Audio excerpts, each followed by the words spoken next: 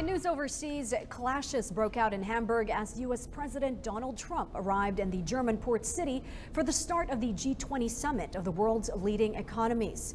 After a successful visit to Poland, the U.S. leader faces a difficult scenario at the G20 that includes meetings with leaders of China, Germany, and Russia in a long list of contentious issues. VOA Europe correspondent Luis Ramirez reports from Hamburg.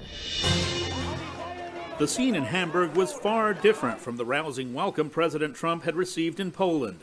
Police using water cannons and baton moved in on thousands of leftist demonstrators intent on disrupting the G20 summit. Protesters had been camping out for days, waiting for the U.S. leader.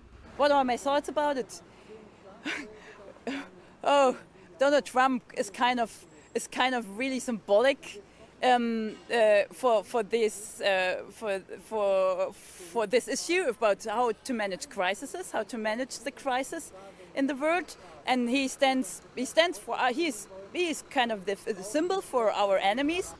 Hamburg has historically been a center of left-wing anti-capitalist protests, a symbol of openness that German Chancellor Angela Merkel wants to showcase as she makes her case against protectionism. I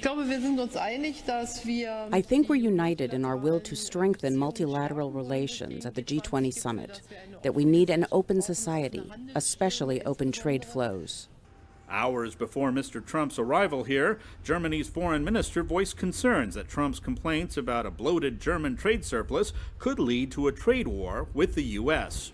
Hamburg also gives Trump a chance to voice his concerns on the explosive issues of North Korea and Chinese steel dumping with China's President Xi Jinping. Along with heads of the world's leading economies, thousands of anti-capitalist demonstrators have converged on the city. German police had been bracing for violence and confiscated hundreds of homemade weapons, including flamethrowers and clubs.